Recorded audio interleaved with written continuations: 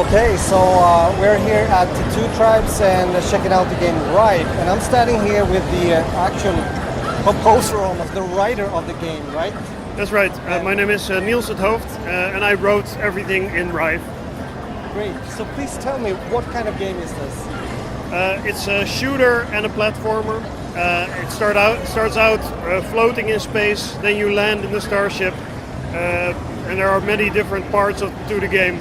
A lot of people here at Gamescom are commenting on just how many different parts there are in there, which is one of the things I really like about Rive. It's so varied. There's a lot going on. Yeah. Before going here, I mean, as I told you, I've been checking out the game a bit, seen some content, gameplay, and of course what you have written about it. And I think it's interesting. First of all, I want to say I am an old shooter guy. I like, I'm a bit older than some of you, and I was back in the days when, you played the space shooters on like Commodore 64 and Amiga and all that stuff. So for me, it's a kind of thing that's close at heart, because when I see this now, actually standing here watching it live, it really looks appealing to me. It looks like a kind of fast-paced shooter, but still kind of variety within the actual settings in the maps. And what's funny is that one of the ideas that we started with is that, like you, we really like those old shooters, but somehow when you go back to them, when you play them again, there's a little bit of a disappointment because they're not as great as you thought they were. They're True. actually a little bit mediocre, or not that much is going on the screen. The explosions are a lot smaller than you thought they were.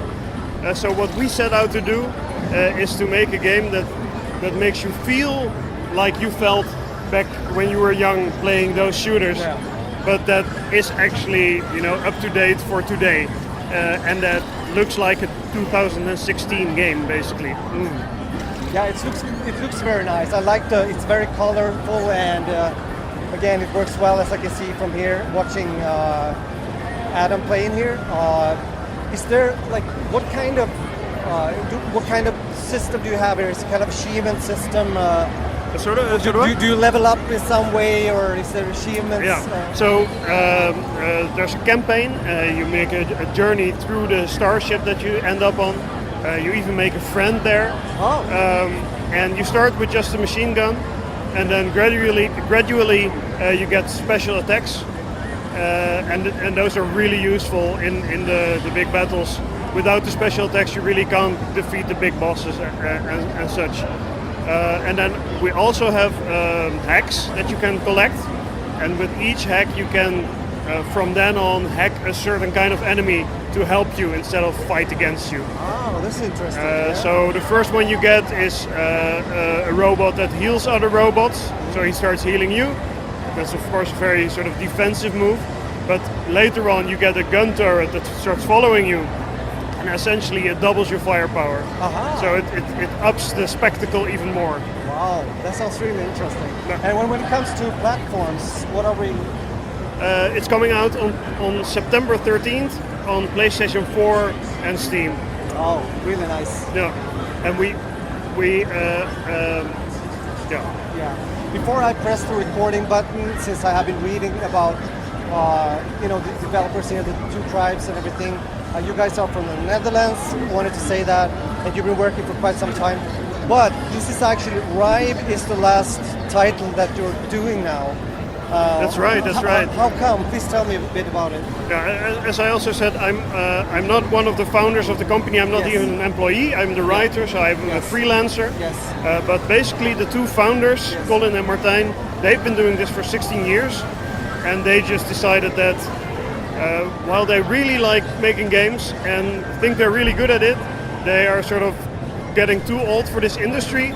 They don't like free-to-play games. They don't like those kinds of new trends. They feel that it's very uncertain, that even if you make a super good game, you don't know whether it'll be whether it'll be a success, and that uncertainty is just, they don't like that. So what they said is, okay, this will be our last game. We won't do any new projects after this. We'll support it until the end. If there are any bugs, we'll fix them. But this will be the last game, and there will be no new Two Tribes games after this. And actually, they're going to travel. They're going to travel around the world and see what they'll do next. Oh, interesting. Doing a life journey in a way, yeah? for you, I mean, is this the first? Have you been writing for games and collaborating with these guys before? The previous game by Two Tribes was Tokitori 2, Yeah, right. the puzzle adventure game, and that was the first game I worked on with them directly. Yeah. And that was quite a challenging project because they asked me to write a story without words.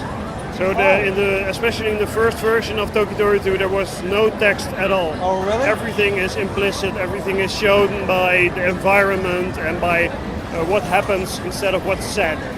So that was a lot of fun, and we really liked working together. So that's why we did Rive together as well. That sounds great, you know, and I can imagine it's a challenge to do a game like that. Yeah, definitely. But and I think Tokitori 2 is sort of an underappreciated jewel. It was a really nice game, and not enough people played it. Yeah, and there we are again, because you mentioned something that I've been thinking of. I mean, we talk about this game industry. Right now we're standing in the section at, you know, Gamescom, where most of the indie games are. And I mean, indie games, I remember words from a friend of mine that actually works on DICE in Stockholm, where I live, you know, EA, huge, you know, company and all. But he said to me, you know, always check out the indie games, always check out that industry, because that's where the kind of development is coming from. You know, like the new things that are happening in the industry. Yeah, there's just great stuff coming from the indie scene. Yes. But I also think it's sort of a double-edged sword that at a certain point when the download stores came into being, like the eShop and the PlayStation Store, there was a sort of moment where suddenly everyone could start making games. And that's where all these indie game creators came from. They suddenly could themselves publish games. And this was great and caused a lot of creativity. But there's also the other side to this, that there are now so many games all vying for the same gamer's attention that it's become so hard to become a success amidst all those games coming out. And that's making the market a little bit depressed, I think, right now. And pretty tough for a lot of makers. Even if you have a fantastic game, everything is right about it, you can still be a failure. And I guess that's the thing, you could compare it also, because I'm a musician, I've been doing that professionally for many, many years. And I would say that there is a kind of same thing there, you know, when it comes to smaller, you know, music creators or bands, whatever. So because, you know, mostly it's about exposure. And when it comes to gaming and having like a new, getting exposure for a smaller indie game, it's hard because you're competing with these guys that have these tons of money for the marketing, and you know it's hard. I can definitely understand that. So as you say, that is the tough part of it, and I can also understand, as you explained, the founders of Two Tribes here that actually took the decision to, okay, we've been doing this for many years. It's time to maybe turn the coin around and see what's on the other side. But for you, back to you as the writer of this game. Will you continue to do games? Definitely, yeah. I love that part of my work. Yeah, I do many different things. I'm also a novelist, for example. Okay. And right now I'm working on one other game with another Dutch studio. It's called Anti-Gods. It's a MOBA-like game in 2D, and it's about Mayas in space. And actually, I'm also making a comic book to go with the game to explain the story. So that's another fun project. Interesting. So so there's like adding a feature to the game by having that kind of book as well. Maybe that's also something to find that kind of niches, you know, when you get exposure from another side as well. Yeah. Which would probably benefit both the novel maybe and also the game. I've been talking to a lot of other developers here in the indie arena part of the Gamescom, and that's basically what everybody says. Try everything. Try new stuff. Do whatever it takes, and then maybe you'll find something that'll make the difference. The positive part again of being like in the indie arena and also on that scene, I can imagine, is of course that you still have the freedom if you're owning sort of your own creativity, so to speak. Because I mean, again, back to friends that I have that are working in these big companies like EA and such. Of course, they are, you know, they're walking a path that they have to do. They have to deliver something that is in many ways expected. But here you still have the possibility to try out new things And at least that's something that I think is very, very fun and positive, Yeah, because it's the definitely. creative part of things. Definitely. So at the end of the day, Yeah. we made a game that is in all senses just wonderful. Yes. It turned out really well, and now it's up to gamers to discover it, to get the chance to play it, to really see that this is something special, to tell their friends about it, and to have fun.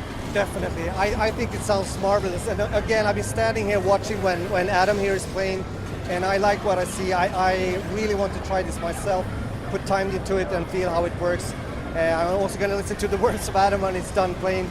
And well, from my point of view, it was really, really nice to meet you and to talk to you. Cool. And I wish you the best of luck, both with the continuous, novel writing, launch of the new game, but also, of course, Rive for Two Tribes. It's going to be the last game for Two Tribes. Yeah. But things continues, things moves on. And I always suspect, but don't tell the founders of Two Tribes, I suspect that if this game is a big hit and they did their world traveling, they'll come back and maybe do a Rive too.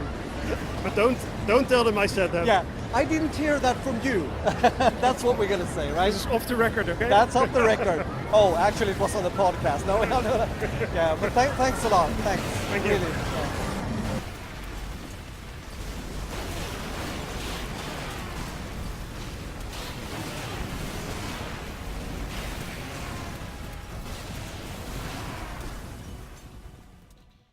Don't forget to subscribe to this wonderful YouTube channel, and also get into the buttonsmashers.com and check out the great articles, reviews, videos. It's all about gaming, anime, film, whatever. So, and we have some great podcasters on this site as well. So go there, check it out, and become a part of the family.